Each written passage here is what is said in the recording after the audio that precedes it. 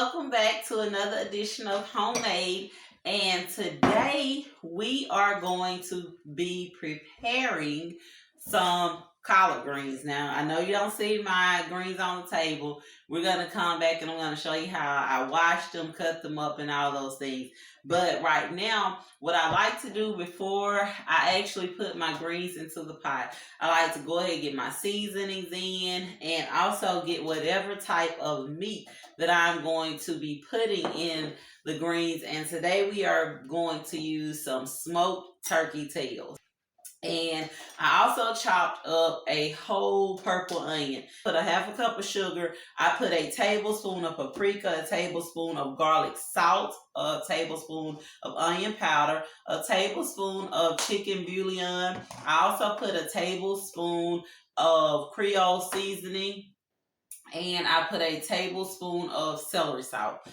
But in here, I do have 1/4 cup of jalapeno juice and about 10 jalapeno rings that I will put in there. So we're going to go ahead, add our spices into the water. And in this stock pot, you all, I do have 11 cups of water.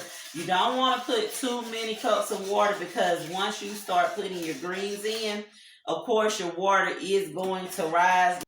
I just put all my seasonings in here, gave it a quick stir. I'm going to go ahead, add in my jalapenos. Give that a quick little whirl. And now I'm going to add in my onions. And now I will put in my turkey tails. So we're going to put this on the stove and we are going to put it on medium to high heat.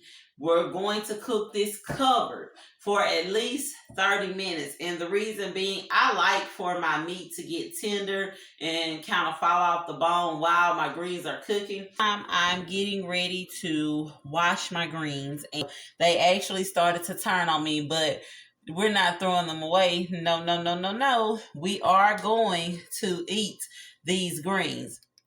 So right now, again, I've already picked apart my bunch. I've thrown away the really bad ones and I've broken off the longer stems on the greens just so I'll have the actual leaf. I like to wash my greens whole, and the reason is I'm able to get off more dirt, and if there's like a little bug or anything hiding in there, I won't chop it up or anything like that. Now, I know some people that wash theirs after they cut them. However you wash your greens, that is totally fine. That is up to you. This is just how I like to clean them, and it's just a simple process.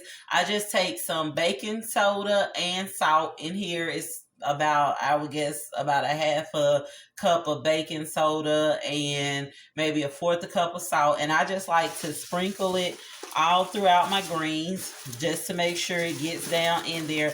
And you all, believe it or not, this helps remove any grit that may be on your greens. Yes, I mean, I can attest to this. This is one of the best ways if you get fresh greens, and especially sometimes if those greens are wet, they can hold that grit in there, and salt mixture helps get that grit off. So what I do, I just cut my water on and I kind of want it as warm as I can stand it. And all I do, I just take my greens, I wet it a little bit in here, but I don't want to let the water run continually because what'll happen is it'll wash off that baking soda and salt. I just rub the leaf really good just to make sure.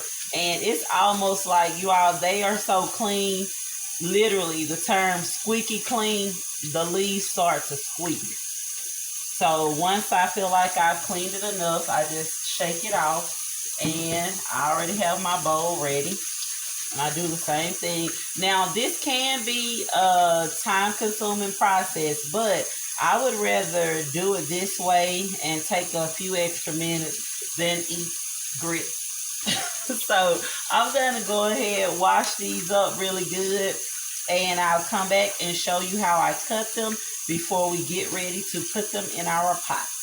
I washed my greens and I've just placed the leaves into this bowl, and I'm going to show you how I cut them. If you like for your leaves to be large, that is perfectly fine. I actually like it when they are really thin.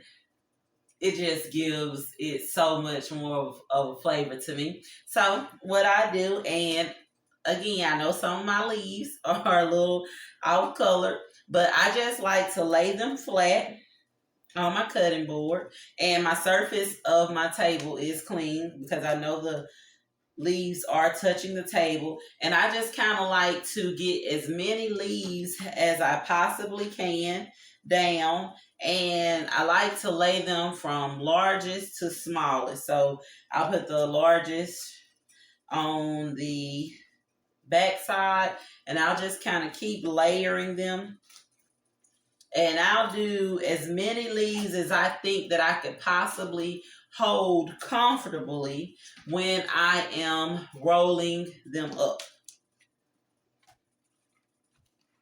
So I'll stop right there, and that was about 10 leaves, I'll say. And what I like to do, I just like to fold them over, and I want to roll them as tight as I possibly can. So once my leaves are rolled tight, I'll just take my knife and I'll cut them into strips. And again, I don't cut mine into large strips. My strips are small, if you'll notice.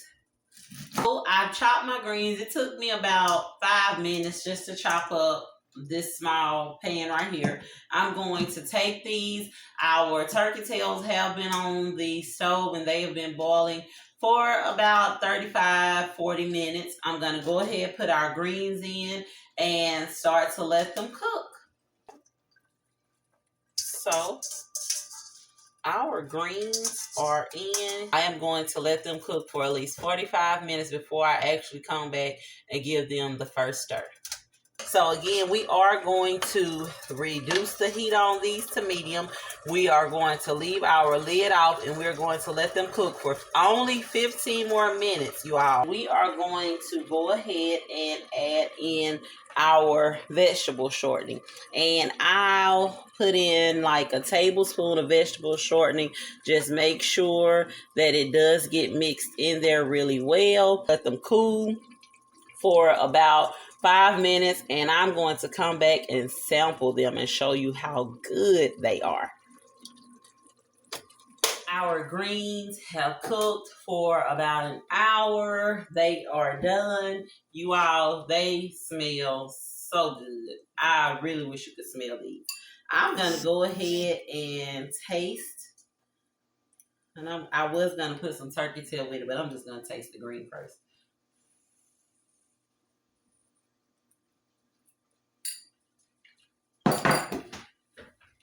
Yeah. Yeah. Mm-hmm. You all, when I say you can taste every flavor, you can taste the smokiness from the turkey tails, you can taste the heat from the jalapenos, which is not overpowering. You can taste the salt from all of our seasonings, and you can taste a little bit of that sweetness from the sugar, but the way that everything meshes together, it is amazing. Now, when you try this recipe, please don't forget to show me your pictures in the comment. Let me know if you liked it, what you didn't like about the recipe. You all, you are really going to enjoy this. I mean, I'm going to smash these in just a few minutes with some cornbread. I know I did not say it earlier, but don't forget to like, subscribe, and share our channel if you want to keep seeing these easy homemade recipes. Cooking is as hard or as easy as you make it. But I promise you, if you keep it simple, just be yourself, life in itself can be so much easier. Thank you for joining me for another episode of Homemade. And until next time, continue to be great.